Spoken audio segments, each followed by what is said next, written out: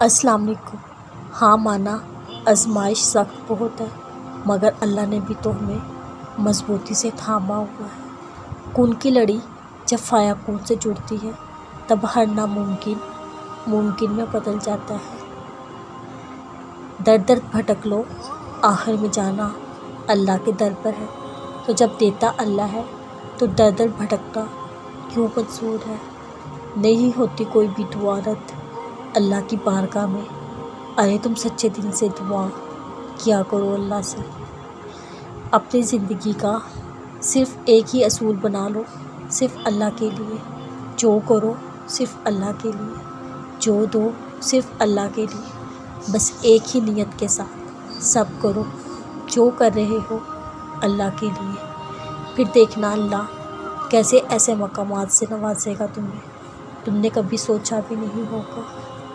مستقبل کی فکر کو اپنے اوپر سوار کر کے اے انسان کچھ بھی حاصل نہیں ہوتا۔ بس ایک بار آنکھیں بند کر کے اللہ پر یقین کے سفر کا آغاز کرو، پھر اس کا انجام جتنا خوبصورت ہوگا اس کا تم نے کبھی سوچا نہیں ہوگا، کیونکہ خدا پہ یقین کے سفر کی منزل بہت حسین ہوتی ہے۔ پتہ ہے کیا ہے، کبھی کبھی جیسا انسان چاہ رہا ہوتا ہے ویسا اس لیے نہیں ہوتا۔ ہو سکتا ہے اگر اسے اس کی خواہش کی چیز مل جائے، وہ دنیا میں ہی گم ہو کر رہ جائے اور اللہ سے دور ہو جائے۔ جیسے قارون کو مال ملا، اس نے اللہ کی راہ میں خرچ کرنے کے بجائے تکبر کا مظاہرہ کیا اور نعمت اس کے لیے زوال بن گئی۔ انسان کو لگتا ہے فلاں چیز میرے لیے نعمت ہو، کبھی وہی زحمت بن جاتی ہے، چاہے انسان کو کتنی ہی اچھی کیوں نہ لگتی ہو۔ اس لیے ہمیشہ یہی سوچنا چاہیے، اللہ میرے ساتھ ہے، اللہ میری طرف ہے، وہ میرے لیے ہر معاملے میں آسانی پیدا کرے گا۔ اللہ اکیلا ہی سب کے لیے کافی ہے، وہ کسی کو اکیلا نہیں چھوڑتا، وہ کچھ نہیں بھولتا۔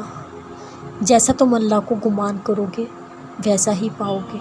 اگر اچھا گمان رکھو گے ہمیشہ ان ذرائع سے اللہ کی مدد آئے گی جہاں سے تم نے سوچا نہیں ہوگا، کیونکہ اس رب کے لیے کچھ بھی ناممکن نہیں۔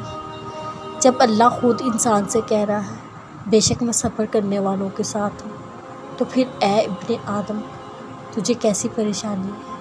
تو بس شکر کے کلمات کے ساتھ صبر کرتا جا، بھی بہت جلد اپنی زندگی کو حسین انداز میں خود بدلتا ہوا دیکھو گے۔ زیادہ پانے کی خواہش انسان کو اپنے اللہ کا شکر گزار